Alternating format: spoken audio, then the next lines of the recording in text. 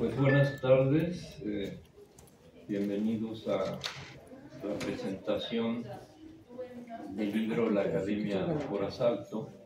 Bueno, el subtítulo es un poquito largo, que es una aproximación a las tesis profesionales sobre el movimiento armado socialista en México, 1976-2024. Su autor es Hugo Esteve Díaz.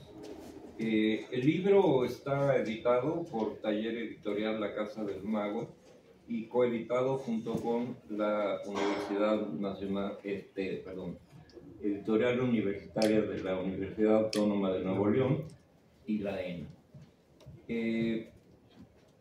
Vamos a hacer una primera presentación de los comentadores y hacia el final pues el autor nos hará sus comentarios también respecto a la edición de este libro. Comenzaremos, según el orden que me han dado por acá, con el doctor Arturo Luis Alonso Padilla, quien es profesor investigador de tiempo completo de la ENA desde 1994.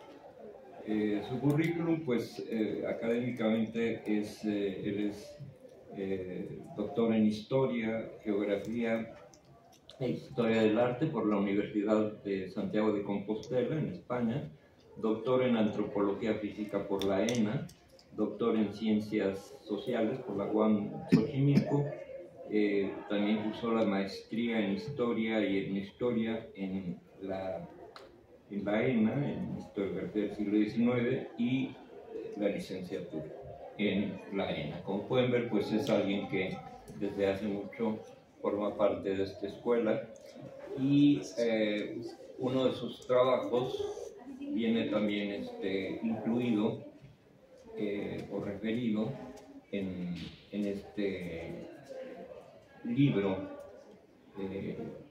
Encuentro. El título es Historiografía, Memoria e Historia de la Guerrilla Mexicana, 1967-1982, que es tesis doctoral en Historia por la Universidad de Santiago de Compostela, en Santiago de Compostela, España, en 2015. Sin más, le cedemos la palabra al doctor. Les agradezco primeramente, bueno, la invitación, es un honor estar acá con Hugo Esteves. Lo conocí primero virtualmente por Facebook, ahora que Facebook seguro no existe, ¿no? Y posteriormente pues tuve el placer de conocerlo en el marco de la presentación de los libros en Los Pinos, ¿no? Sí, sí. En la nueva Centro Cultural Los Pinos, ¿no? La Academia por Asalto es un texto que reúne 283 tesis, más o menos, de, los trabajos con los cuales se han titulado de licenciatura, maestría y doctorado en un conjunto de instituciones de todo el país e incluso del extranjero, ¿no? Bien, hay una parte, inicia precisamente tratando de enmarcar lo que son las tesis, ¿no? Y para ello se introduce en las formas de titulación, ¿no? Las formas de titulación, sabemos que la UNAM tiene 10, acá en la ENA existen 4 formas de titulación, y el hecho de que pues, se dejen de hacer tesis, ¿no? O sea, como trabajos terminales, dada pues la enorme demanda del trabajo profesional y también de la tardanza que en muchas ocasiones los alumnos tienen en relación a concluir los trabajos, ¿no? Bien, habla de la eficiencia terminal como un factor que va desplazando las tesis, asimismo como el marco teórico que va a seguir para analizarlas, ¿no? Bien, el trabajo va a hacer una clasificación más cualitativa que cuantitativa, es decir, no se mete demasiado en el aspecto del análisis estadístico, ¿no? Muy propio de los antropólogos físicos, ¿no? y lo que hace es una clasificación de cómo contextuar estas tesis, ¿no? Bien,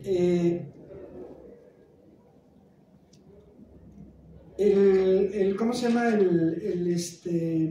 Bueno, lo que va encontrando es que muchos mencionan los factores de las rebeliones y se basan básicamente en el principio del manifiesto comunista, ¿no?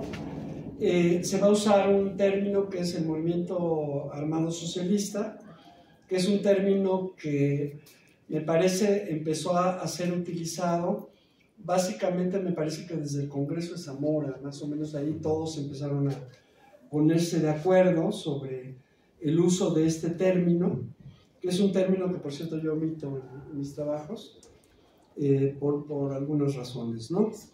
Bien, también se va encontrando que el desencadenante de la, ¿cómo se llama? Y constante, digamos, en las causas del levantamiento armado en los años 70 y 60, ¿no? Es básicamente el autoritarismo y la represión, ¿no? Y luego va a establecer pues, algunos trabajos que tienen que ver con la contrainsurgencia y con este término que se llama la guerra sucia, ¿no? Es decir, la guerra sucia es un término que se va a utilizar continuamente. Finalmente el trabajo lo va a terminar adoptando, aunque también lo pone como en cuestión, lo reflexiona, ¿no? En México hay que decir, el primer trabajo que empieza a hablar de las desapariciones y esto, se remonta a una revista Nexus, allá por los años 70, en el que escribe por primera vez así sorpresivamente Gustavo Irales. Y a mí particularmente me gustaba más el término, o sea, que usaba Irales, porque Irales hablaba de la guerra secreta, sí, no hablaba de la guerra sucia. ¿Y por qué, digamos, me gustaba más este término de la guerra secreta? Pues porque nadie hablaba de ella. Es decir, y esto también lo testimonia el trabajo, de la guerrilla se empieza a hablar ya con toda fuerza a partir más o menos de los años 80. Antes hay muy pocos trabajos, o sea, quizás los más conocidos son los trabajos de Santos y Valdés, que es un trabajo que prácticamente es historiográfico y hay que buscarlo porque no lo encuentras, ¿no? Fácilmente. Sí. La respuesta a que es una especie de libro negro sobre el trabajo de Santos y Valdés, y luego van a ir recorriendo trabajos como el de Gómez Jara, que es sobre el bonapartismo en Guerrero, y desde luego pues un referente muy importante es el libro de Jaime López sobre los 10 años de la guerrilla en México, que fue hecho en 1978. Hasta el momento ahí, pues prácticamente se habían hecho pocas tesis, es decir, en el nivel de la academia no se trataba, y no se trataba porque hablar de la guerrilla era en los años 70 y a finales de los años 70 peligroso, incluso, ¿no? O sea, por lo menos ponían una maltratada, ¿no? Bien, ahí también me parece que el trabajo reflexiona en su marco teórico esta diferencia entre lo que sería la guerra sucia y la guerra de baja intensidad, ¿no? Y aquí pues me parece que es importante abordarlo, y el trabajo lo aborda, porque sí hubo una discusión en Zamora. Se presentó Glockner, ¿no? Que es el que habla de trabajo, y era el único que hablaba de guerra de baja intensidad, porque nadie más hablaba de guerra de baja intensidad, entre otras cosas porque el término de guerra de baja intensidad se adecua más a situaciones como la del Salvador, por ejemplo, ¿no? Donde ya es una guerra abierta, donde los secuestros son abiertos. Acá pues todavía seguía siendo una especie como de guerra secreta, ¿no? En donde la gente hablaba, la gente sabía, pero la gente no sabía bien a bien qué era este asunto. Bien, el movimiento, ¿cómo se llama? Armado socialista, pues es un, digamos, estudio más o menos reciente, y va llegando a las academias pues ya décadas después, ¿no? Del levantamiento armado. Muchos de estos estudios se asociaron con los estudios de seguridad nacional, o sea, el tema se prestaba mucho para este asunto de la seguridad nacional, y no es en balde que, ¿cómo se llama? El primer trabajo haya sido el de ¿cómo se llama? Jorge Luis Lagos, ¿no? No, Piñeiro. De Piñeiro, o sea, Piñeiro, para mí, digamos, fue una sorpresa porque se presentó en Zamora. Yo ahí lo conocí y me tocó dialogar con él junto con Ricardo Melgar. Okay. Entonces estábamos dialogando y pues el trabajo de él es sumamente interesante porque además lo que trabaja él es el ejército. Sí. Y además lo trabaja desde el Colegio de México, que es una institución donde hay varios así como de elementos que tienen referencias o que tuvieron vínculos con el ejército y que escriben para este lado. Eso es lo que es curioso, ¿no? Y Piñeiro es uno de ellos. Y entonces de los primeros, digamos, que se atreve ya a trabajar en términos académicos lo que son los movimientos armados, ¿no? Bien, ahí pues estos estudios de ¿cómo se llama? Se van a marcar como estudios, digamos, de la guerra sucia, aunque en la academia se trabajan más en una perspectiva de historia contemporánea. Es decir, entran como en la historia del tiempo presente, ¿no? Y sobre todo en los estudios sobre violencia y recuperación de la memoria.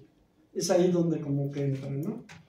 Bien, ahí también es cierto que las referencias de los textos en los libros de secundaria también son tratados en este libro, pues no son cuantiosas, les dedican como 2 párrafos. Qué bueno que le dedican 2 párrafos porque antes no les dedicaban nada, ¿no? Estaba prohibido hablar, ven el revuelo que causó hablar de la Revolución China en los años 70, ¿no? Bien, hay una crítica que yo comparto a la romantización y a la denostación, ¿no? Y sobre todo creo, y ahí me uno al autor, en la falta de un balance crítico de la guerrilla mexicana, ¿no? Muchas de las obras o son testimoniales o pues ponen, digamos, a favor o en contra, ¿no?, de la guerrilla en México. Hay pocas referencias al proceso de rectificación. Eso es una historia que hay que hacer porque es la salida de muchos guerrilleros hacia el ámbito de la vida civil, ¿no? Hace ratito estábamos hablando, por ejemplo, de la corriente socialista, ajá, que fue uno de los intentos de salida, no de normalización. Cuando la gente está levantada en armas, no puede salirse de golpe, porque pasa lo que pasó en la guerra cristera, ¿no?, que es que los matan. Y entonces, por lo regular, la normalización se da saliendo a través de organizaciones civiles que ya existen o partidos, ¿no? Entonces, eso nos explica por qué muchos terminaron en el PST, otros tantos terminaron, me parece, que en el PRT, y muchos más en el PSUM, ¿no? Bien, una buena parte de las tesis que va encontrando Hugo están hechas sobre la base del estudio de la oralidad. Es decir, la oralidad ha sido uno de los elementos que entran. Acá, digamos, no se ha dado una discusión a fondo, pero de pronto se toma la oralidad como un elemento que es alternativo a la documentación, ¿no? Ajá. Y eso es una falacia, porque en el fondo, o sea, la oralidad puede ser tan positivista como el tomarlo de documentos, ¿no? Sin una visión crítica y sin una técnica adecuada de recoger los testimonios, eso puede ser que eso fue, pero en realidad no hay un estudio, digamos, de fondo de hasta dónde te están mintiendo y hasta dónde no, o hasta dónde también están acomodando las cosas, ¿no? Bien, eso es en términos de la investigación, porque finalmente las tesis son elementos de investigación que demandan siempre pues, una crítica de fuentes y desde luego el razonar o el llevar adelante, ¿no? Fuera de todo, yo lo que les invitaría es sobre todo a leer el texto. Vale la pena hacer un recorrido porque yo ya a estas alturas creo que son muchísimas tesis las que se han hecho, después de que pues la primera en los años ¿cómo se llama? 70 y 80 pues eran prácticamente nulas. Digo, 286 tesis quiere decir que el tema ha tenido bastante interés y ha sido fundamentalmente pues la academia, ¿no?, desde donde se han realizado, sin, digamos, hacer de lado pues muchas de las ediciones de la Casa del Mago, ¿no?, que ha, yo creo que ha aportado mucho a digamos, al esclarecimiento de este asunto, ¿no? Finalmente, bueno, pues me parece que la clasificación del texto se hace sobre la base temática, ¿no? Organizaciones políticas, cuándo se hacen estudios regionales, cuántos son de desaparición forzada, cuántos de guerra sucia y cuántas de historias personales, ¿no? En el marco de la academia, las historiografías tienen posiciones paradigmáticas. Y esas posiciones paradigmáticas del tiempo presente son, por un lado, el positivismo, que se ha convertido en un neopositivismo. Sí. Hay una segunda posición paradigmática, que es la escuela de los anales. Muchos lo hacen desde el ámbito de la historia social, y es decir, van incorporando pues, elementos estructurales de por qué se dio este asunto. Desde luego ahí entran las testimoniales. Lo que se conoce como historia marxista es básicamente lo que ha venido haciendo, y creo que también se refiere en el libro, sí, muy bien la escuela inglesa, ¿no? O sea, Thompson, Hobsbawm, etcétera, que yo en mi perspectiva no tienen una metodología marxista, más bien lo que tienen son como objetos, o sea, historia del movimiento obrero, historia de las costumbres, historia de este tipo de cosas, ¿no? Están desde luego la novela, ¿no? O sea, la novela ha acompañado, y esto en parte es porque pues, no se podía escribir en duro, ¿no? Entonces las obras, por ejemplo, de Montemayor, aunque son novelas, lo cierto es que son reconstrucciones históricas reales, porque él fue a los campamentos, por ejemplo, del PDLP, y los familiares los llevaron a los lugares. Entonces no es una reconstrucción meramente fantasiosa, ¿no? Sino que palpó el ambiente y trató de interpretarlo en una novela, en la Guerra del Paraíso, ¿no? Bien, ¿no? Finalmente, pues, está también ¿cómo se llama? Pues este asunto de cómo construir, por ejemplo, la historia de los personajes, ¿no?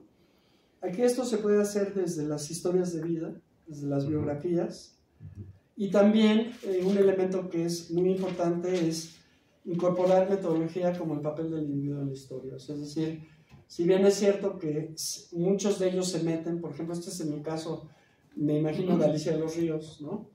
En donde hace una incorporación, digamos, de los personajes, porque además una de las cosas que es constante aquí es que muchos de los que escriben en estos tienen que ver con la guerrilla. Muchos o la vieron pasar, o muchos también tuvieron familiares, que es el caso de Alicia. Alicia de los Ríos es hija de Alicia de los Ríos, ¿no? Y en este sentido, pues hay una cantidad importante de hijos ¿no?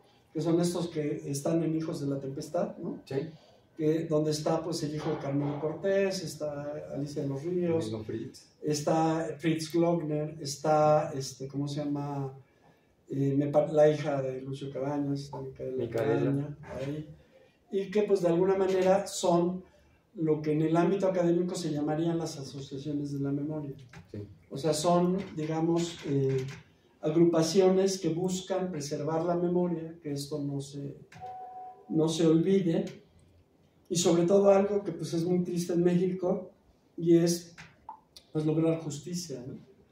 O sea, la verdad se ha venido trabajando en buena medida por todos estos trabajos, pero estos trabajos no han derivado en el castigo de los responsables.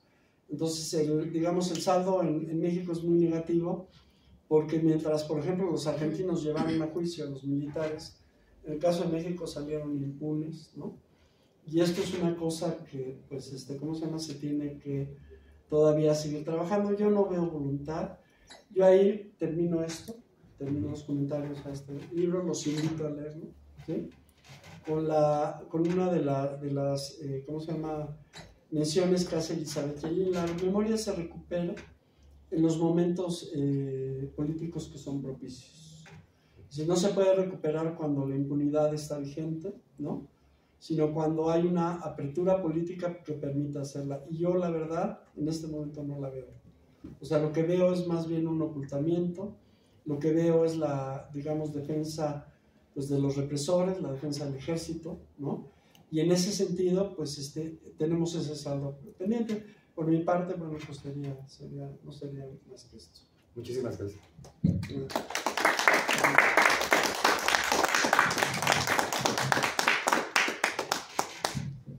gracias al doctor Alonso Padilla, y se me olvidó, quizá por la prisa de presentarlo, decir que es autor también de este libro, La insurrección de los jóvenes en México, 1967-1982, la expresión guerrillera, que está publicado por Postamic y Editores y por la Escuela Nacional de Antropología e Historia.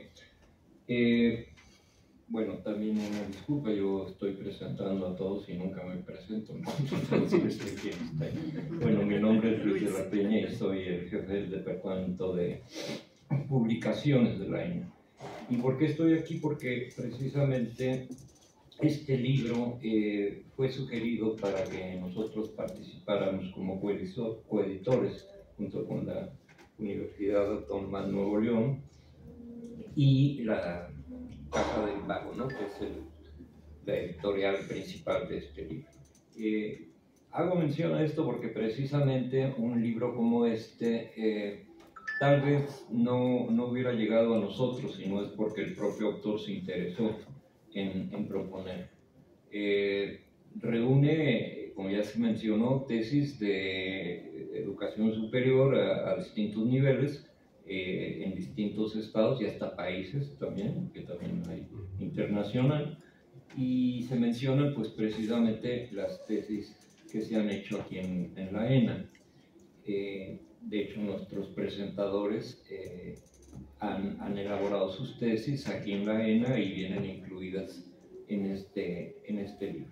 Pero además, pues hoy es el Día Nacional del Libro, ¿no? Entonces, cuando me dijeron, bueno, yo fui el último en enterarme que iba a presentar, a moderar la mesa, cuando me dijeron, dije, bueno, pues vamos, ¿no? Vamos, porque me parece importante que se dé a conocer este tipo de investigaciones, y incluso el nombre, ¿no? Porque en el caso de publicaciones que nos llegan aquí a la ENA, han llegado, y es una pregunta que a lo mejor dejo un poco en el aire también, catálogos, los famosos catálogos de tesis, ¿no? Que te dicen, a ver, el catálogo de tesis de la licenciatura de tal, y a veces lo que hacen es una pequeña o muy somera introducción y hasta ahí.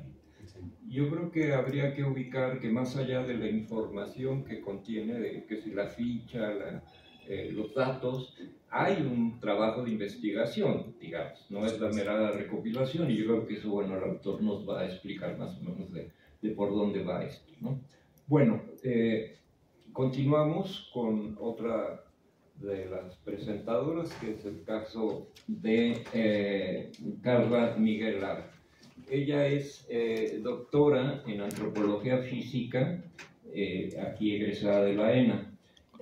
La tesis que se refiere en este libro es Marcha por la ausencia y la presencia, protesta, dimensión emocional compleja y semiótica de la desaparición forzada en México, que es una tesis de doctorado en antropología física de 2019. Y bueno, actualmente ella desarrolla una investigación en la Comisión Nacional de Búsqueda de Personas, y trabaja desde 2014 en la desaparición de personas, dimensión emocional y protesta social con análisis semiótico. Pues le cedemos la palabra a la doctora.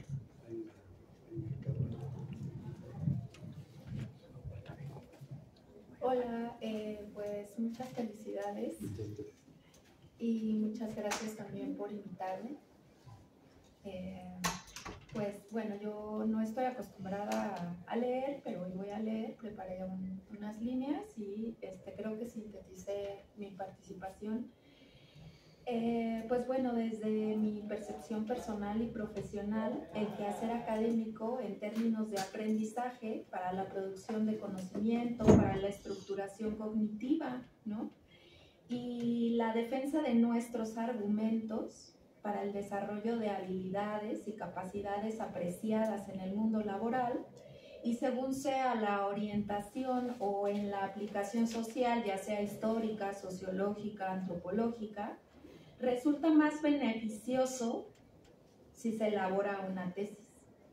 Por supuesto que pueden existir otras formas de titulación que te capaciten lo suficiente como para enfrentarte a los retos de investigación y las tareas más elementales. Sin embargo, digo con convicción que en mi experiencia, hacer tesis ha sido la mejor manera de aprender a investigar, a escribir y a proponer. Ha sido una grata sorpresa durante la lectura de la investigación en fuentes primarias que Hugo no se había detenido con la recopilación del camión digital de tesis profesionales, sino que ha ido un poco más allá de las fuentes que en sentido estricto elaboran una síntesis de las premisas a defender en la investigación, pero que generalmente esconden a la persona detrás de las letras. No porque no haya una clara toma de decisiones argumentales de un sujeto quien lo dota de orden, sentido o emoción a su obra, sino porque el lenguaje oral nos brinda una voz con énfasis, personalidad, caracterización, tono y quizá rostro. Esta información etnográfica resulta valiosa para la recuperación de los puntos de vista, ¿no? Específicamente, porque bueno, también ahora que lo mencionaba Arturo, yo como antropóloga defiendo la exposición oral y la entrevista, ¿no? Creo que cada una de las formas de recopilación de información tienen sus propios beneficios y también sus contras, ¿no? Como ya lo mencionaba. Con cuestionario o no, esta práctica habrá ocurrido más de una vez, pues cuando se hace una investigación se platica una y otra vez con distintas personas y es frecuente que nos vemos inmersos en conversaciones en las que decimos, debí pedirle una entrevista, o será demasiado tarde para sacar la grabadora. Sobre las dificultades que refirieron los entrevistados. Cuando lo leía recordaba mis propias dificultades, incluso algunas de las cuales he dejado como tal de padecer. Con el curso de los años y de las experiencias laborales se pierde la sorpresa que generaba en las primeras prácticas y frente a los primeros retos. La información es accesible, pues hoy en día encontramos repositorios digitales de todo tipo, en escuelas, universidades, academia, fuentes hemerográficas, en redes sociales, es posible encontrar información.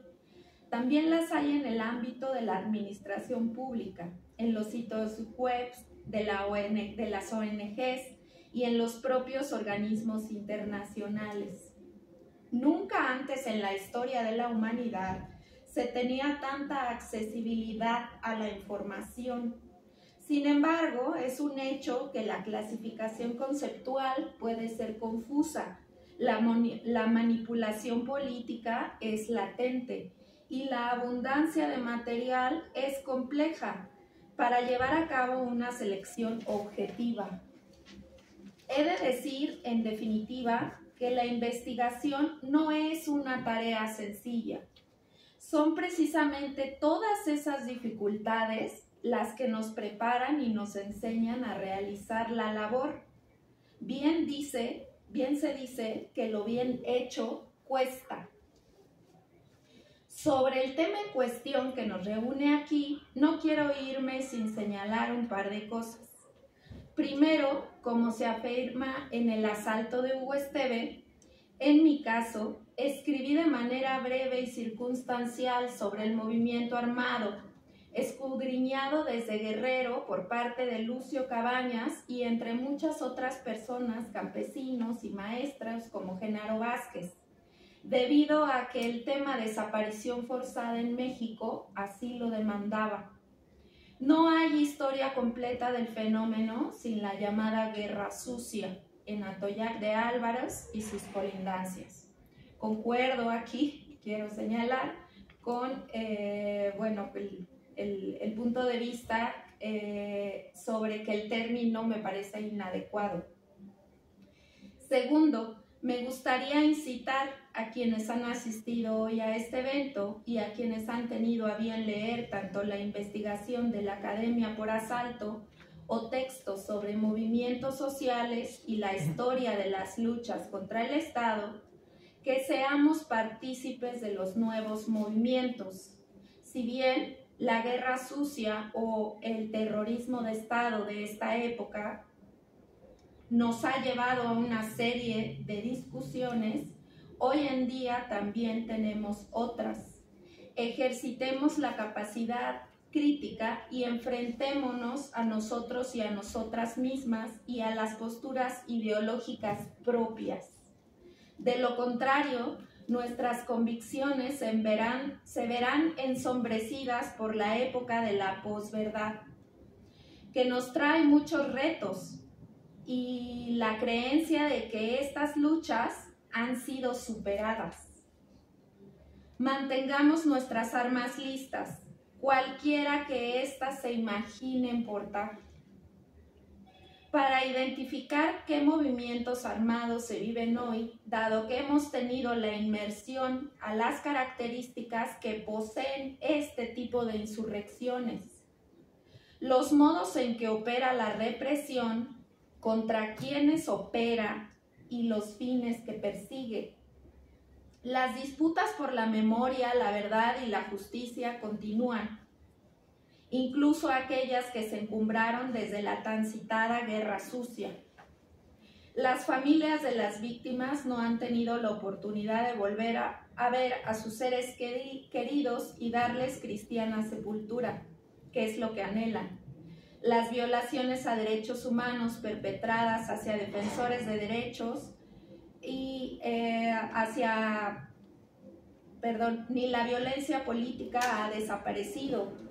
He aquí una tarea de investigación: buscar la diversidad de cifras, contrarrestarlas, interpretarlas, sintetizarlas y estudiar de dónde provienen, como lo ha hecho Hugo también.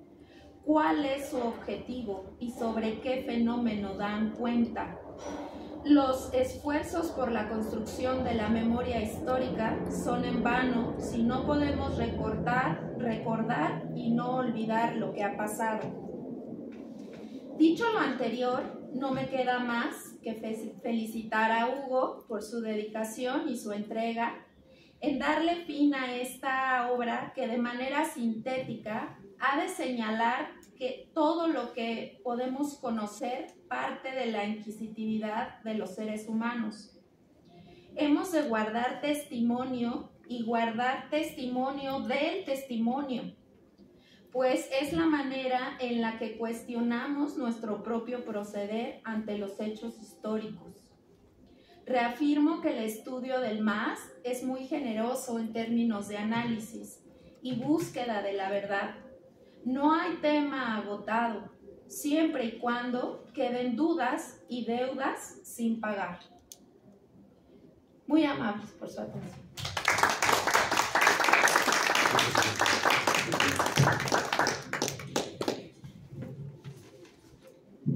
Gracias a la doctora Carla Miguel. Y bueno, ahorita oyéndola precisamente y pensando en el título del libro de doctor Alonso Padilla, La insurrección de los jóvenes en México, pensaba en precisamente eso, ¿no? Cómo algunos de nosotros, pues, temporalmente, generacionalmente, quizá nos tocó esa etapa, ¿no?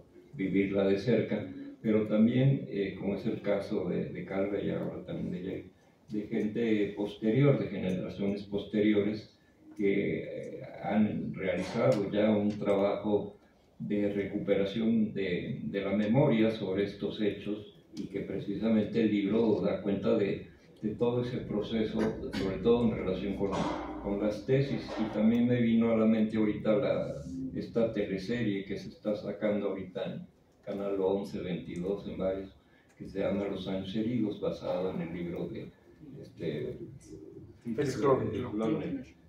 Porque es un documental de ficción, digamos, ¿no? Entonces, cómo mezclan los aspectos documentales precisamente con una trama aparentemente de ficción y trata de eso, ¿no? De una joven que está buscando e investigando sobre el llamado periodo de la Guerra Sucia, ¿no?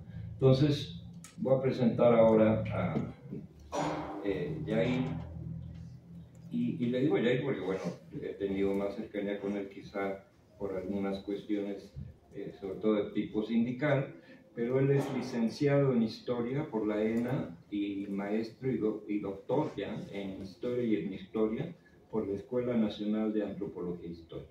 Es profesor en la licenciatura en Historia y en Antropología Social, aquí en la ENA.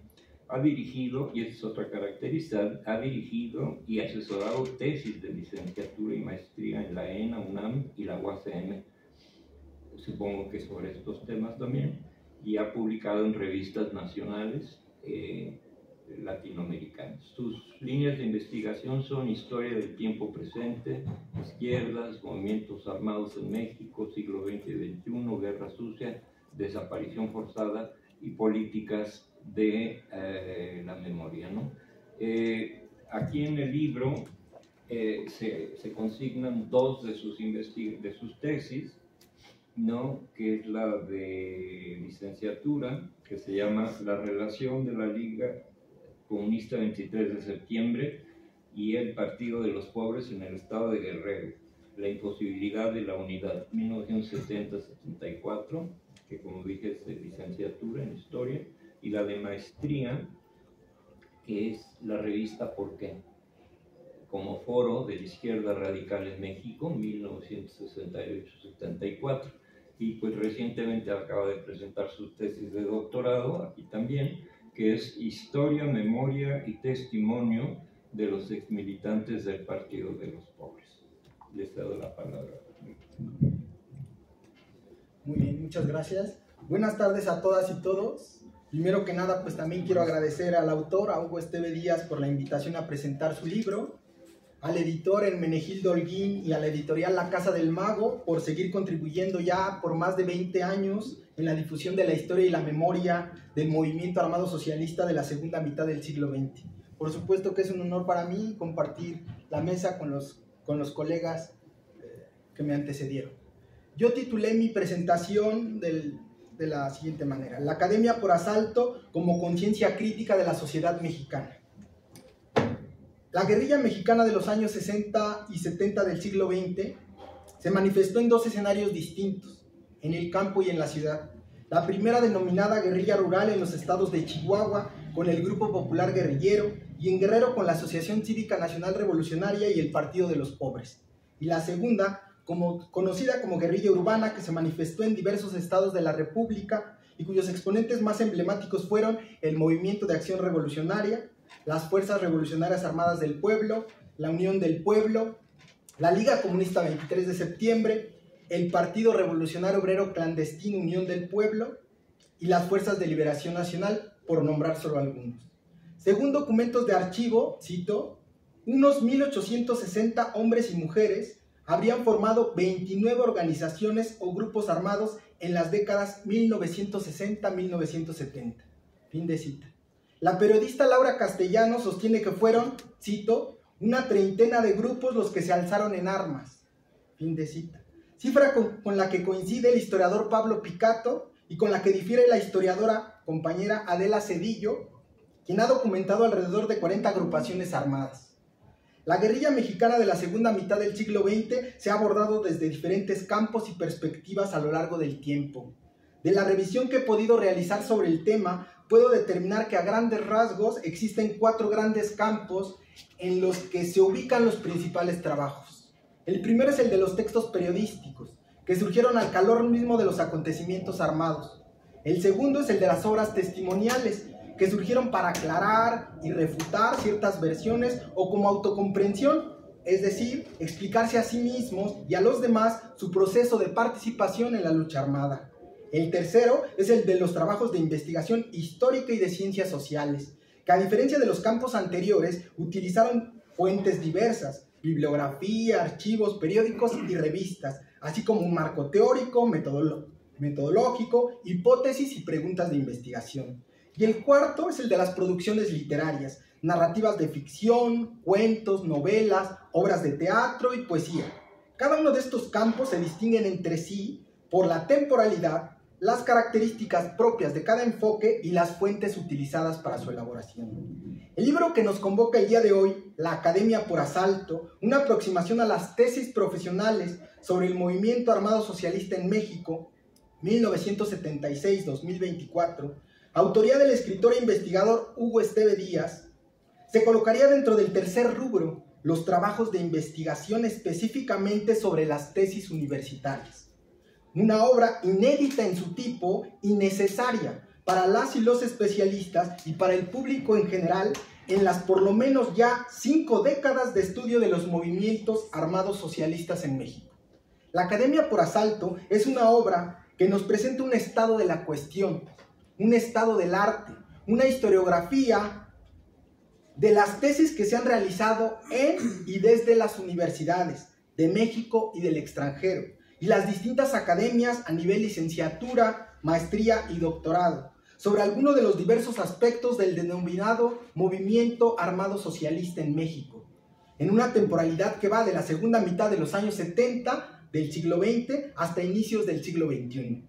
Estamos ante una obra producto de un arduo y paciente trabajo de investigación en distintas bibliotecas universitarias, repositorios virtuales, bases bibliográficas digitales de instituciones académicas, redes sociales y grupos virtuales de investigadores y académicos, trabajos e investigaciones previas sobre el tema, así como instituciones como la Asociación Nacional de Universidades, Instituciones de Educación Superior, la ANUIES, y para la búsqueda de trabajos de titulación en universidades fuera del país, el autor recurrió a plataformas como ProQuest, EBSCO, Scopus y Google Scholar. Gracias a lo anterior, Hugo Esteve logró identificar 49 tesis elaboradas fuera de México, sumando con ello un total de 283 tesis profesionales sobre el movimiento armado socialista mexicano. A la identificación y cuantificación, el autor nos propone una clasificación cuantitativa por distintos rubros, entre los que incluye nivel profesional, institución académica de origen, en la que nuestra escuela, la ENA, se presenta con 11 trabajos de tesis, disciplina y especialidad de estudio, destacando la historia, la disciplina histórica, como la que más trabajos produce, así como una propuesta temática que bien podría asemejarse a una verdadera arqueología de la producción de trabajos de tesis sobre el tema a nivel nacional e internacional, destacando temas como organización política, conceptuales, tesis regionales, desaparición forzada de personas, guerra sucia, seguridad nacional, historia general del movimiento armado socialista, así como por personaje y por género. Otro de los elementos que llamó mi atención al leer el libro fue la sección sobre la experiencia de quienes han investigado el MAS.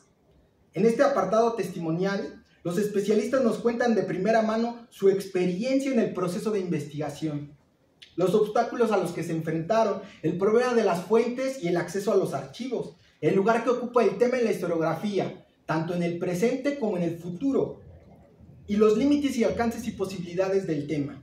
Lo que tenemos al leer La Academia por Asalto es no solo una fuente importante de información sobre el tema, sus autores, sus perspectivas teóricas, sus metodologías y conceptos utilizados en la elaboración de las tesis, sino también una verdadera invitación a abrir el debate, a discutir y clarificar conceptos que damos por sentados o que abordamos de manera laxa y que tienen implicaciones importantes no solo en términos históricos, sino también académicos, así como ideológicos y políticos, y sobre todo jurídicos, para el presente, y que se hicieron evidentes en la coyuntura de la creación y posteriores debates de la Comisión para el Acceso a la Verdad y el Esclarecimiento Histórico y Justicia de las violaciones graves a los derechos humanos cometidas entre los años 1965 y 1990, en materia de memoria, verdad y justicia. Es decir, al día de hoy todos aquellos que trabajamos el tema seguimos sin ponernos de acuerdo sobre cómo denominar o caracterizar el periodo histórico. Guerrilla mexicana, insurgencia armada, resistencia armada, guerra sucia, término que por convención se ha usado por parte de la prensa, sobrevivientes y testigos, investigadores y buena parte de la sociedad. Guerra de baja intensidad, justo el historiador y novelista Fritz Glockner insiste en este concepto. Movimiento armado socialista, así lo denominan los sobrevivientes y testigos. Lo escuché por primera vez de ellos. La etapa de la contrainsurgencia, así lo definen quienes desde una perspectiva de seguridad nacional abordan el fenómeno, pero también desde la perspectiva histórica, como los trabajos recientes del historiador Camilo Vicente Ovalle, quien trata de encontrar las lógicas y dinámicas de las violencias a lo largo del tiempo. Terrorismo de Estado, como la han denominado para el caso del Estado de Guerrero las doctoras Evangelina Sánchez Serrano y Claudia Rangel Lozano. Violencia de Estado, como Carlos Montemayor en su último libro lo caracterizó. ¿Cuál es la temporalidad que abarca o debería abarcar el periodo? ¿O debemos entenderlo como un asunto de recurrencia, como también lo planteó en su momento Montemayor? Por lo anterior es que resultan válidas las inquietudes del autor en cuanto a cuestionarse lo siguiente, cito literal: ¿quién define el concepto del movimiento armado socialista? ¿Y desde qué autoridad intelectual o académica se sostiene? ¿Quién cuantifica entonces la latencia de las expresiones armadas, particularmente las de carácter socialista, o al menos como expresión de la izquierda? Fin de cita. Sin duda alguna, La Academia por Asalto es una obra que proporciona un marco de referencia para estudiantes, profesores e investigadores que estén interesados en abordar algunas de las vertientes y temáticas del movimiento armado socialista mexicano, ya que nos brinda un primer acercamiento sobre los temas que se han trabajado, sobre quién o quiénes los han tratado, cómo lo han abordado, desde qué perspectivas teórico-metodológicas lo han abordado, y esto nos permite saber no solo cuáles son las discusiones en torno al tema, sino cuáles son los faltantes, las lagunas o las ausencias en torno al mismo.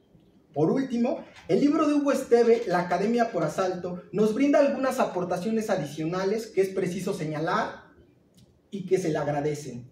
En primer lugar, la ficha bibliográfica de cada una de las 283 tesis profesionales identificadas para la elaboración del texto. En segundo lugar, incorpora una extensa bibliografía de casi 500 títulos que abordan desde distintas temáticas y perspectivas el estudio del movimiento armado socialista. Y en tercer lugar, un listado de los acrónimos utilizados en el trabajo y la mayor parte de las fuentes consultadas para el mismo. Por último, la construcción de una plataforma Drive en que el autor generosamente ha depositado una gran parte de las tesis profesionales que le fue posible obtener en PDF. Espero que al finalizar el autor nos proporcione la liga a todos nosotros.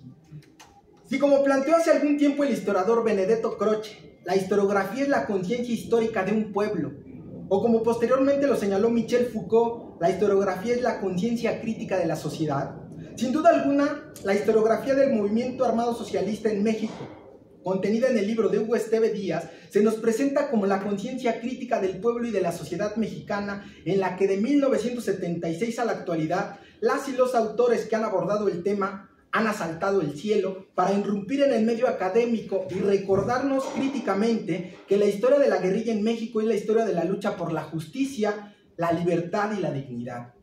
No me queda más que recomendar comprar y descargar el libro y por supuesto leerlo, ya que el lector puede tener la confianza de que estamos ante una obra elaborada con rigor, solidez y honestidad intelectual, que sin duda alguna se convertirá en un texto de consulta obligada para todas y todos aquellos que se pretendan seguir investigando sobre el movimiento armado socialista en México en la segunda mitad del siglo XX.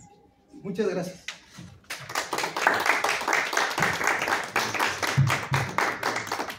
Bueno, pues agradecemos la presentación y comentarios de los integrantes de la mesa y ahora pasaremos a ceder la palabra al autor Hugo Esteve Díaz.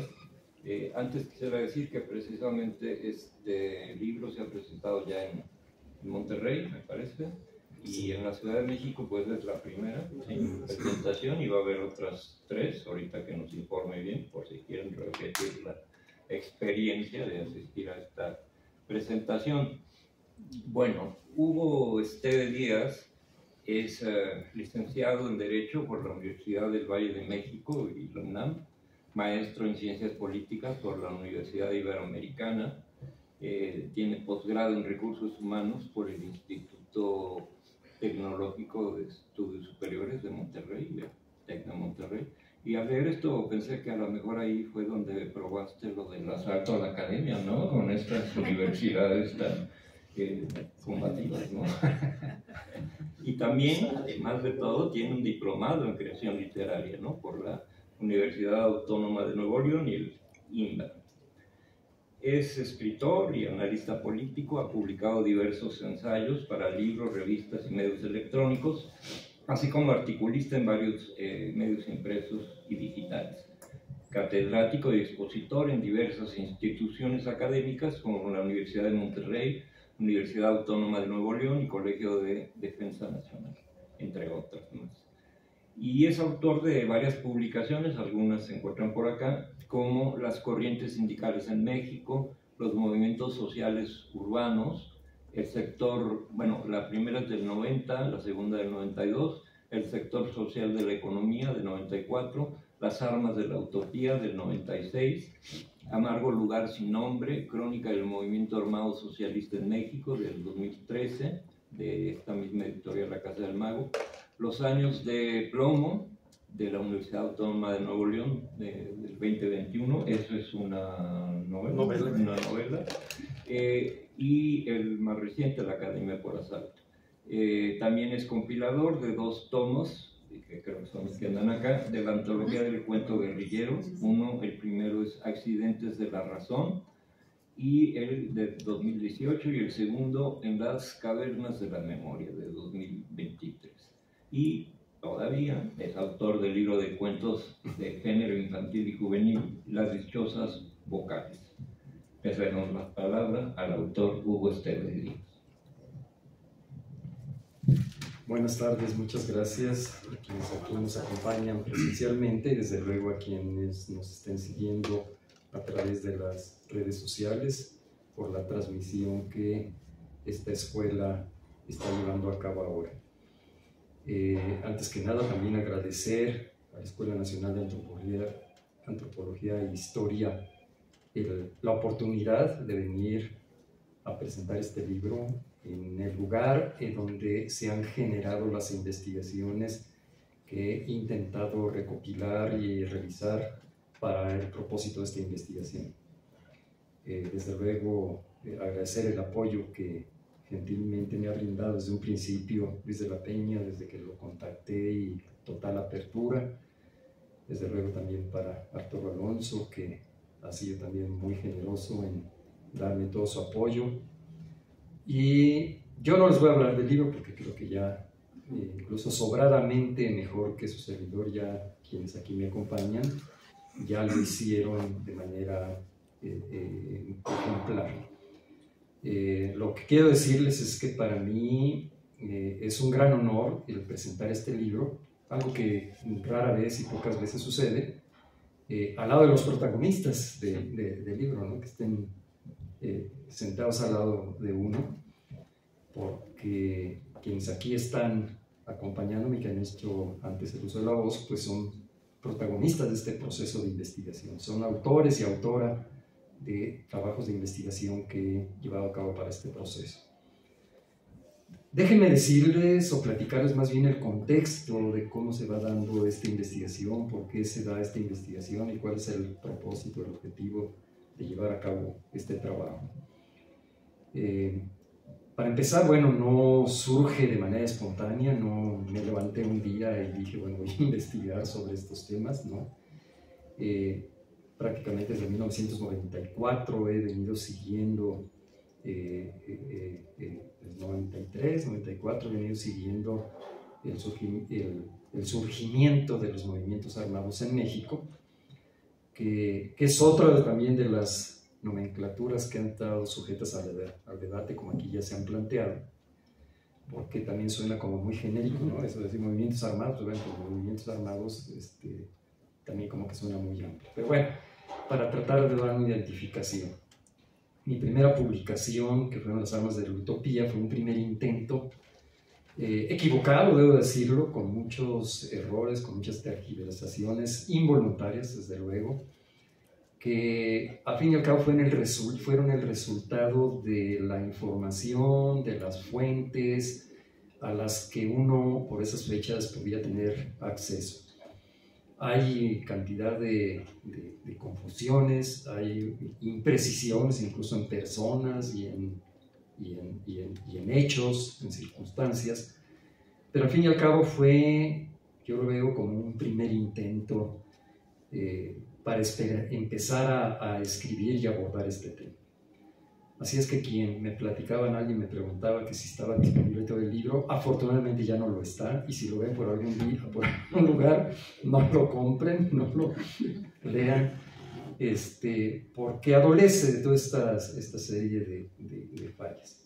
La única justificación que yo puedo decir en el momento que escribí ese libro, que publiqué ese libro, pues fue esa, la escasez, la imposibilidad y la restricción para acceder a la información que nos permitiera empezar a escribir e investigar sobre esta etapa de la historia de México. Una de estas etapas que cuando menos en el siglo XX tuvieron dos grandes brincos, ¿verdad? Ya mencionaba el mismo Arturo uno de ellos, y para cualquier historiador que estaba formado en el oficialismo, al momento de trazar una línea histórica así horizontal, pues había dos grandes brincos en la década de los 20 y luego otra entre los 60, 70 y todo, que fue el movimiento cristero, que independientemente de la posición, simpatía o fobia que uno pueda tener, pues fue una etapa armada insurgente muy importante, pero pues que estuvo olvidada por parte de la historia durante muchísimos años. Y otra de ellas pues fue esto que hemos considerado como la guerra sucia. Entonces, como que se ha enseñado la historia, pero había esos brincos, ¿no? O sea, que nadie se detenía a saber qué es lo que había pasado ahí, cuando en los años 20, pues hablar del maximato, del callismo, del caudillismo de Obregón, y siguieron la formación de la familia revolucionaria, y luego ya el milagro mexicano. Se acabó la historia y no pasó absolutamente nada, ¿verdad? Nada. Sucedía como lo decíamos en broma aquí, ¿verdad? Que lo que no se publica en el Face no pasó. Así sucedía, lo que no se publicaba en los libros de texto de historia, pues no sucedió, no existió en la historia. Era un poco como la imagen esta de Stalin con Trotsky en el pedestal, y que de unos años para allá, cuando se disiente del sistema soviético, pues lo borran, hacen que tecnología verdaderamente es ultramoderna de la época, como para haber quitado ahí a Trotsky de la imagen, y lo desaparecieron, y entonces Trotsky ya no figuró en la historia ni formó parte de la historia, ¿verdad? O para parafrasear al cacique del sindicalismo mexicano, Fidel Velázquez, pues el que se mueve no sale en la foto. Entonces, pues algo similar sucedía con estos procesos, y sin embargo, después de publicar Las armas de la utopía, ¿por qué Las armas de la utopía? Porque era un poco pretencioso hacer una contrarréplica a un libro de Castañeda que se llamaba, se coordenaba, era la utopía desarmada, y en donde él expedía el certificado de función de los movimientos armados en México y en general en Latinoamérica. Bueno, no contaba que en Chiapas en 94 iba a suceder algo insospechable. Entonces, bueno, era un poco una réplica a ese libro, pretenciosamente, porque lo más que logró replicar fue el título, porque más de allá pues se quedó corto. Y lo cierto es que en la academia tampoco pasaba nada, o lo que sucedía era muy aislado. En 1976 la publicación de Piñeiro, que es un estudio de seguridad nacional que aborda la participación del ejército en la seguridad nacional interna y externa, y entre todas estas, al final, el capítulo 4, si no me equivoco, los movimientos armados, los movimientos guerrilleros, como uno de los factores de inestabilidad dentro de la seguridad nacional. Y por ahí otra serie de tesis que más bien tenían un referencial testimonial, con todos los pros y contras que representa la fuente oral y la veracidad de quien lo narra y cómo lo narra y cómo lo recuerda o cómo cree que sucedieron las cosas o cómo incluso le platicaron que fueron las cosas. Este proceso de historicidad a veces tan complejo. En esta inquietud pues yo seguí investigando, no me quedé conforme con todo esto. Obviamente me llovieron infinidad de críticas y que las tomé como un reto personal a esta publicación. Continué mi trabajo de investigación y hasta el 2013, fíjense nada más, de 1996 hasta el 2013, se da a partir casualmente con el cambio del nuevo milenio, a partir de se da la apertura de los archivos, empiezan a resurgir y a surgir una serie de protagonistas de la lucha armada, el documento que ya mencionabas de Nexos, de Gustavo Iralis, que era casi como la referencia histórica de uno que podía trazar la historia del movimiento armado guerrillero en México. Y hasta ahí, pero bueno, pues empieza a darse toda esta apertura. Surge uno que otro de ellos, entre ellos Héctor Torres de Monterrey, que figuraba en la lista de los desaparecidos, y dice, no, aquí estoy, ¿no? Yo no estoy desaparecido. Empezaron a aparecer, ¿no? Todos. Y empezaron a aparecer cuando menos documentados 5 casos que yo los conocí, al menos 4 de ellos personalmente, y que pues, no estaban desaparecidos, estaban en la clandestinidad. El mismo Rami, Mario Ramírez, pues estaban en la clandestinidad porque pues, la represión de manera muy secreta y muy selectiva pues todavía continuaba, ¿verdad? Cuando se da este cambio, se da irónicamente con el surgimiento de un gobierno panista, surge la fiscalía de los casos ¿cuál era el nombre? Políticos pasados, sí, la FEMOST, que entre sus detractores y entre sus promotores pues hay claroscuros. Creo que el intento fue positivo desde mi personal punto de vista. Creo que no haber hecho nada era lo peor, y lo que se logró y el informe que finalmente se publicó, las 2 versiones que se conocen, que se publicaron, una casualmente en Washington de manera anticipada a lo que aquí el fiscal Prieto autorizó que se publicara, pues bueno, hay determinadas deficiencias o diferencias, y finalmente en el 2013 publiqué una investigación, ahora sí ya lo creo lo suficientemente documentada, que se denominó Amargo Lugar Sin Nombre, que es la crónica del movimiento armado socialista en México de 1960 a 1990. Una investigación mucho más copiosa, de cerca de 800 páginas, y que me permitió ahora sí entrevistar a los protagonistas, revisar las fuentes, los archivos que existían, ir a las galerías del Palacio de Lecumberri, donde está el Archivo General de la Nación, y encontrar lo que estaba disponible, ¿verdad? Y lo que a veces gratuitamente querían prestarle a uno, y lo que estaba disponible y lo que fuera. Y aún así, esta investigación todavía fue necesario en 2017 de una edición corregida y aumentada por una serie de precisiones que fueron necesarias publicar. Entonces, bueno, les platico todo esto para enmarcar el contexto de cómo llegó a esta tesis. Y cuando publico Amargo Lugar Sin Nombre, una de mis fuentes precisamente fue el trabajo que se estaba haciendo acá, que estaban haciendo los académicos, que estaba sucediendo en las escuelas de educación superior a este respecto. Y mi primera reacción es nada, no existe nada.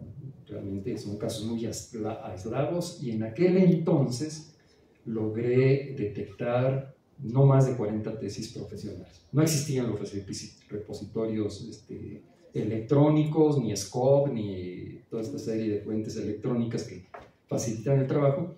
Y la tengo por ahí todavía como recuerdo, una tarjetita escrita a mano, pendiente de revisar las tesis profesionales. Ya la dejé, y me seguí con lo demás y la dejé olvidado de este tema un largo tiempo, hasta que me desvío un poco del trabajo de investigación, me meto un poco a la narrativa, el tema de los cuentos guerrilleros, que me parece que también era otra oportunidad muy interesante de darle voz a quienes habían ya escrito desde la ficción. Y fíjense ustedes que además, si ustedes han tenido oportunidad de leer estos cuentos, hay casos en los que hay un juego muy curioso en la narración de estos textos, porque hay textos de tal ficción que parecen realidad, y hay otros textos tan reales que uno no los puede creer, que uno podría pensar que pertenecen al terreno de la ficción. Entonces, hay este juego que se combina en este proceso narrativo de quienes escriben, porque principalmente en el primer tomo, en Accidente de la Razón, no solo escriben quienes son el precursor de la narrativa sobre la guerrilla en México, como Carlos Montemayor, sino algunos otros más, René Avilés Favila, Víctor Hugo Rascón Banda, Gil Olivo, etc. Pero también, ¿manda? Salvador Castañeda, por supuesto, mis estimados Salvador, no podía faltar ahí en parte de sus textos, porque además tenía este doble peculiaridad, ¿verdad? No solo ser narrador, escritor, sino además haber pertenecido a grupos guerrilleros.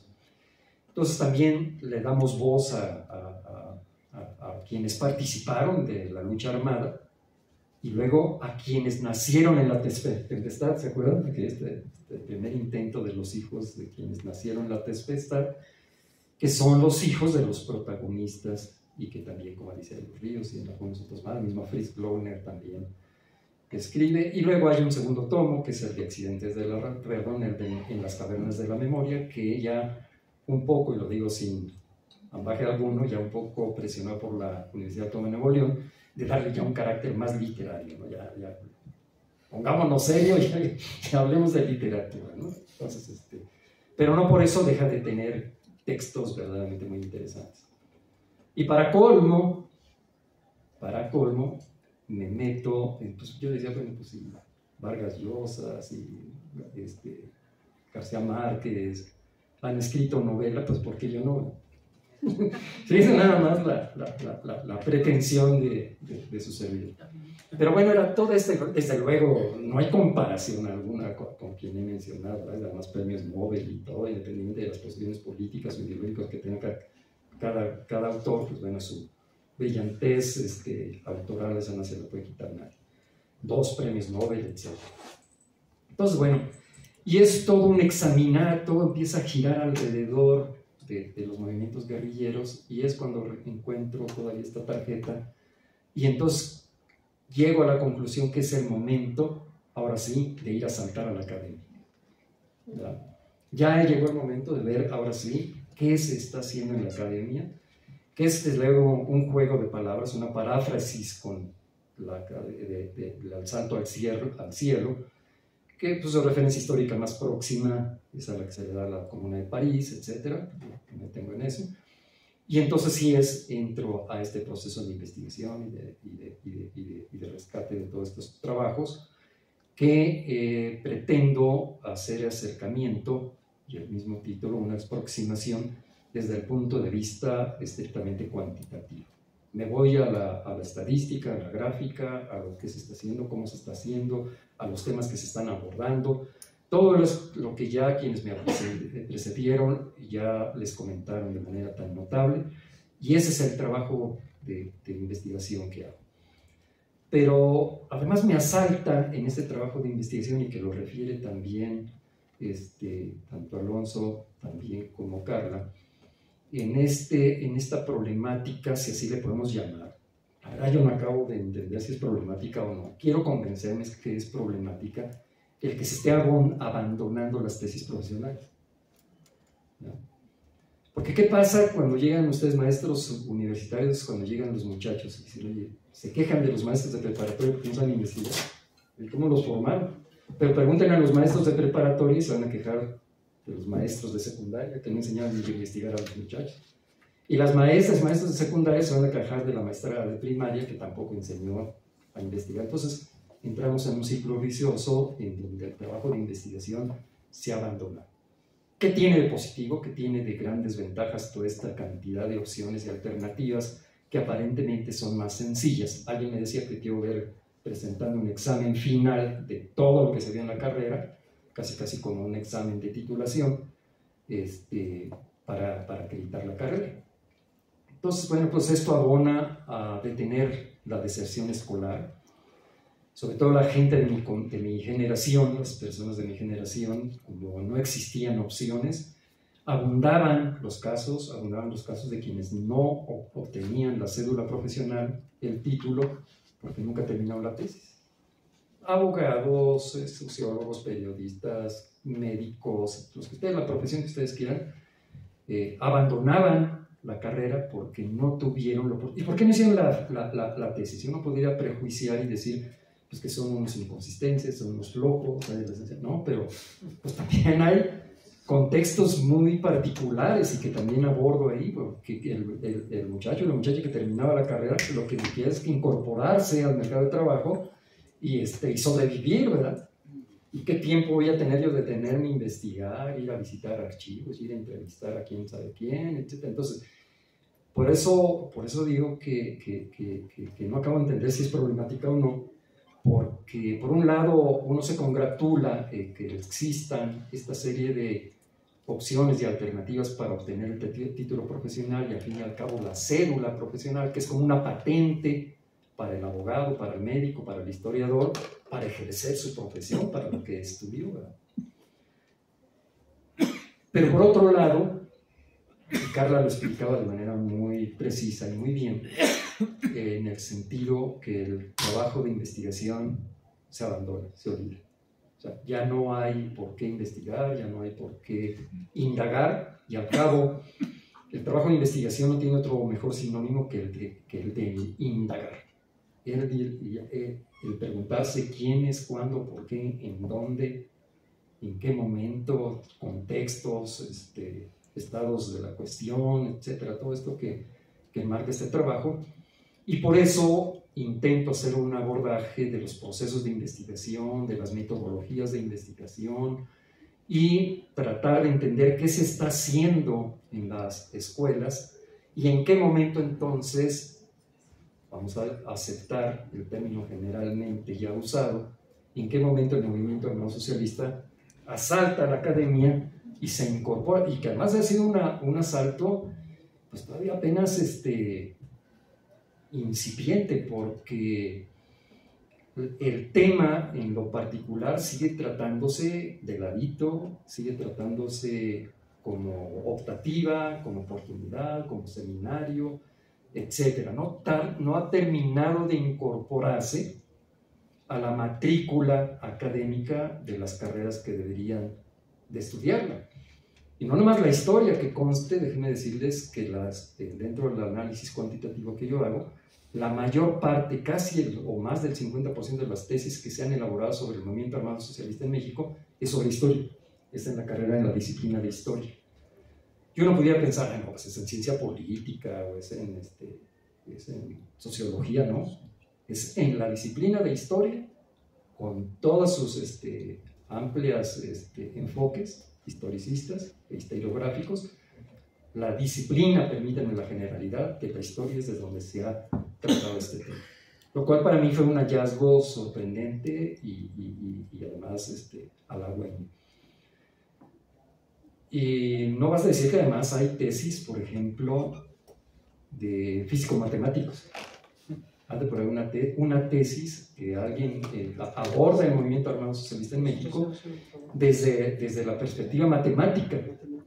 Y uno se sorprende de cómo se hacen comparaciones y estudios probabilísticos para entender el proceso en el que se va dando este movimiento. Muy interesante. Desde luego hay en psicología, desde la perspectiva de quienes lo vivieron, de quienes lo padecieron como familiares, etc. Bueno, hay cantidad no así además pues de periodismo, de comunicación, de derecho. La carrera de derecho también tiene muchas tesis, ciencias políticas, sociología, creo que también es de las que mayor tiene. Y por otro lado también ya se comentaba las tesis que tienen que ver con el movimiento obrero mexicano, el movimiento armado socialista en México, pues si él pudiera pensar que pues, es para los estudiantes mexicanos, ¿no? Y hay alrededor de 40 y tantas tesis que se han elaborado en el extranjero, principalmente en Estados Unidos, en Canadá, en España, en Italia, pero vamos a encontrar tesis, sorprendentes, que hay una en Nueva Zelanda, hay una tesis en Noruega, hay una tesis en Holanda, hay una tesis en Suiza, y bueno, y comento a todos ustedes para justificarme un poco por qué las armas de la utopía era tan mala, ¿verdad? porque no existía la gran cantidad de información con la que ahora contamos, y ahora fui a entrevistar, a investigar a los investigadores, y decir, oye, ¿cuál fue tu experiencia? Y ahí también hacía una referencia al respecto. Fueron alrededor de 30 cuestionarios que envié, un poco más de la mitad tuvieron la gentileza de contestarme. La única forma de encuadrarlo dentro del trabajo fue unificando las preguntas. Me parecía que tuve una primera tentación de ir reproduciendo uno por uno y me pareció que iba a ser desgastante y hasta aburrido el que uno por uno, sino más o menos este tema en particular, ¿qué opinas de esta materia? ¿Cuáles fueron los principales factores o problemas que se abordan, etcétera? ¿Y qué opina cada uno de los que entrevisté? Y de esta manera fue como se fue dando cuerpo a este tema, y que ahí está la opinión de quienes, como quienes me acompañan y me honran en esta mesa, quienes abordaron los trabajos de investigación. Y bien, pues ese es el contexto en el que se da esta investigación que finalmente concluyó. Yo digo que con esta investigación cierro el ciclo de investigación y he llegado a pensar, y bueno, ya, déjenme decirlo filosóficamente, ya chole, ¿no? O sea, ¿qué otra cosa podría yo investigar después de tanto tiempo, desde 1994 a la fecha? ¿Qué más podría ya? Pues creo que es un tema en lo personal, que ojo, no quiero decir que sea una temática, que esto lo digo con toda seriedad y con toda la importancia y relevancia que representa esto, pero es un tema agotado. El tema sigue viendo para más y deberá seguirse investigando y se deberá siguiendo tratando, y para eso está este granito de arena que yo les propongo, que yo intento aportar como un punto de arranque para quienes se van a iniciar o quienes tienen el interés de trabajar en sus procesos de investigación, sean de titulación o no, porque existen sobrados trabajos de investigación sobre el tema que no necesariamente tienen un carácter académico, o sea, no necesariamente se hizo para la titulación, y que son trabajos muy buenos. Pero bueno, esto fue de la manera en cómo se presenta este trabajo. Gran parte de las 283 tesis, por ejemplo, las tesis, hay 2 tesis de mi querido amigo de grato recuerdo y que ya no nos acompaña entre nosotros, López Limón, 2 tesis que no pude localizar ni en mi repositorio de la UAM y de la UNAM. Entonces no están las 283, pero sí les puedo garantizar que está un 80% aproximadamente, y se han incorporado todavía algunas más. Bueno, pues qué bueno que lo comento para que luego me hagas favor de compartirlas y poderlas subir, porque además están en este drive, que llaman, ustedes sabrán mejor que yo, en un drive de Google en donde ustedes pueden entrar y bajar y leer, tú no vas a bajar y leer cada una de esas tesis profesionales. O sea, están ahí más de 250, más de 240 tesis profesionales en PDF que hemos incorporado, como la que muy recientemente Yair presentó en su titulación de doctorado, que por eso ya no puedo repetir en esto, pero ya está integrada en el repositorio. Hay otra que se me había escapado también por ahí, de Isel López Nájera, que también ya la incorporé, y se sigue haciendo el trabajo. Entonces, bueno, pues este es el contexto en el cual surge esta investigación y el propósito de por qué yo acudir a las escuelas, instituciones de educación superior a presentar este libro. Ya no en las ferias del libro, ya no en las librerías, no, en los centros educativos en donde me propuse el objetivo de irlo a presentar. Mañana lo presentamos en Casa Galván de la Universidad Autónoma Metropolitana, allá en la colonia Roma, en Zacatecas, no recuerdo el número.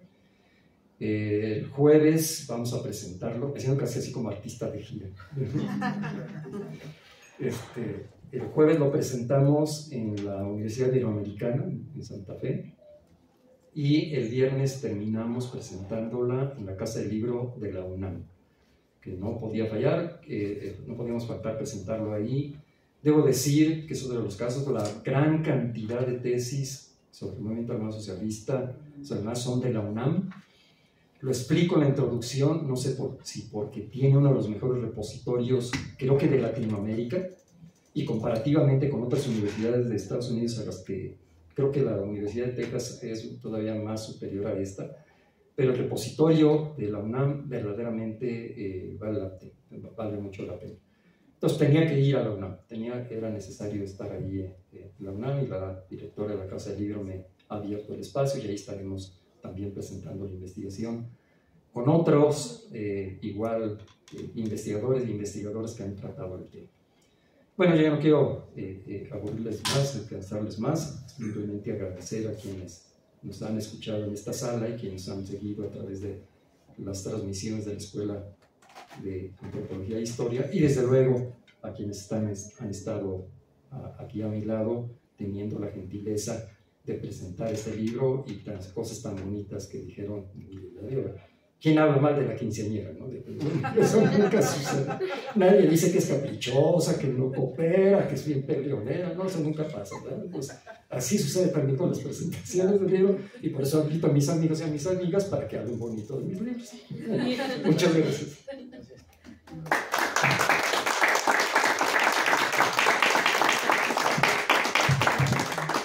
Bueno, pues agradecemos al autor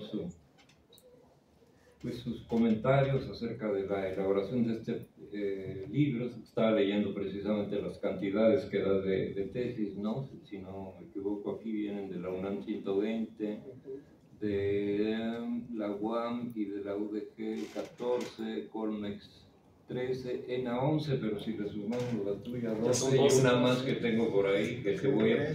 Ya andamos llegando. Por cierto, me refería a la dirección para el repositorio, está en mi perfil del Facebook, lo acabo de publicar antier, y ahí está la liga. Ustedes le pican ahí, inmediatamente le pican ahí en esa liga y se lo dan. No se los dicto porque ustedes saben mejor que yo, si lo escribo yo creo que es de pared a pared la dirección. De ese tamaño, no sé por qué así está, pero son títulos muy largos los que tiene la dirección electrónica, pero si tienen la bondad de entrar a mi perfil, ahí está la dirección y pueden acceder a ellos, y si les interesa pues la pueden bajar ahí. Gracias. Bueno, no sé si haya oportunidad todavía de alguna pregunta o comentario que quiera hacer la gente que esté aquí presente. Reclamo. Para cerrar de una vez. ¿Alguien que quiera una felicitación, hombre, algo? ¿Nadie?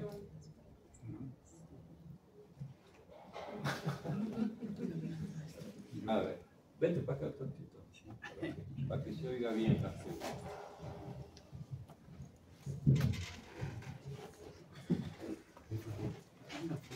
Sale la cosa. ¿Cómo? Si me puede tomar una foto así, a ver si salimos junto con la cosa esa. Que valga la pena cargada. Gracias, buenas tardes, Miguel Ángel Salazar. Pues de Hugo no podíamos esperar más que esto, ¿no? Porque tiene una larga trayectoria ya de publicaciones. Y aparte de la felicitación, el reconocimiento, me parece que adivino tu pensamiento, porque tuviste dos menciones, una de Fidel Velázquez, Fidel el nuestro, digo, Velázquez, y otra cuando decías del movimiento obrero, movimiento armado. Se me hace que nos debes bastante, por ahí, un análisis crítico de la historia del movimiento obrero en México. Se me hace que lo estás trabajando, que no lo he dicho. Parece que, no sé si soy adivino o no, pero nos interesaría mucho, porque el movimiento obrero postrevolucionario en México se ha escrito y se ha hablado poco, sobre todo críticamente. Sí. O sea, con sentido crítico.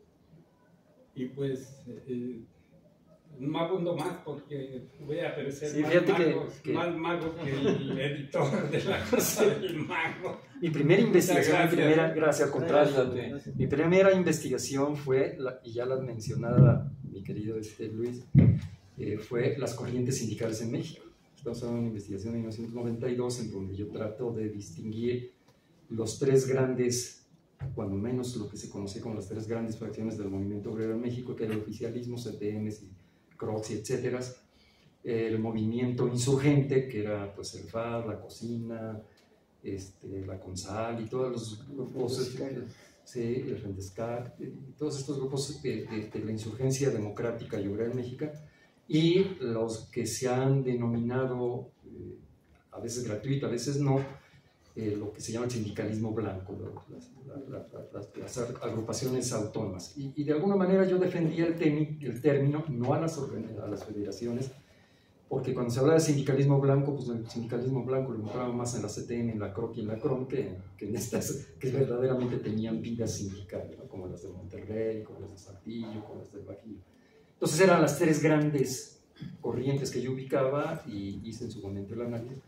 Y efectivamente algo he estado diciendo, y es uno de los trabajos que tengo pendiente de actualizar y probablemente en un tiempo no muy lejano retome esa investigación. Bueno, de hecho la he retomado ya y en algún momento pueda publicar. Gracias. Gracias. Bueno, no sé si hay alguien más o de los presentadores que quieran agregar un piquito más. Siempre se queda algo por ahí, ¿no? A ver, le pasamos a...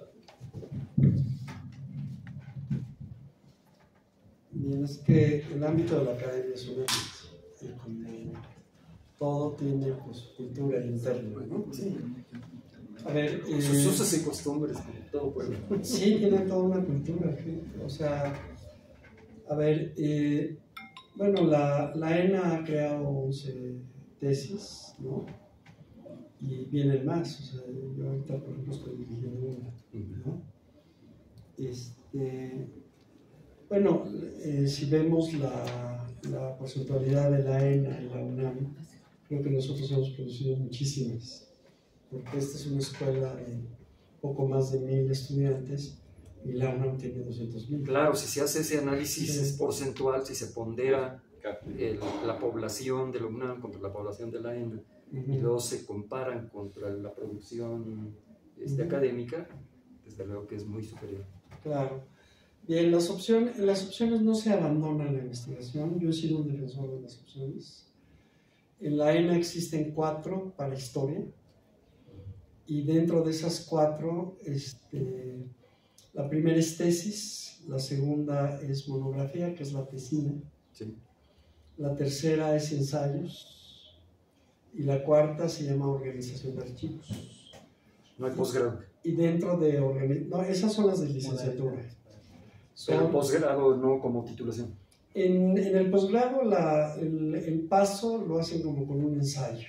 Okay. Ni siquiera es una tesis, es un ensayo. Y la segunda parte, sí ya les piden una tesis de doctorado, ¿no?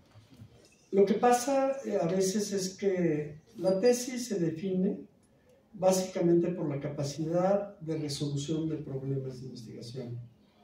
Y a veces lo que pasa es que se disfraza los trabajos de titulación como tesis, que no son tesis, son tesinotas, yo les digo, porque en realidad no resuelven problemas de investigación, porque los problemas de investigación se hacen fundamentalmente en fuentes primarias, ¿no? Bien, por otro lado, las opciones surgen porque hay posgrados, y entonces los posgrados lo que hicieron fueron eclipsar. Pues, ¿por qué? Porque la gente más bien se sigue a posgrados, ya no se queda en estas opciones. Y digamos que pues sí está el problema del mercado laboral, no todo el mundo se va a dedicar a la investigación. Por ejemplo, en historia la gente se dedica principalmente a la docencia, es el, digamos, 60-70%. ¿cómo se llama? La segunda rubro es, se dedican a la difusión y a la divulgación. Y luego vienen pues, las partes más pequeñas. La investigación es muy difícil de entrar. Se necesita un puntaje, se necesita una serie de cosas y no todo el mundo reúne los requisitos o no aprueba los exámenes. Y las remuneraciones a veces no son atractivas. No, digamos, depende de qué universidad estés, Sí. Depende de dónde estés. Y la parte más pequeña, que es así como, ¿cómo se llama? Esto que decía Churchill, ¿no? De que por unos pocos ganamos la guerra, ¿no? Es los que se dedican a los archivos. Sí.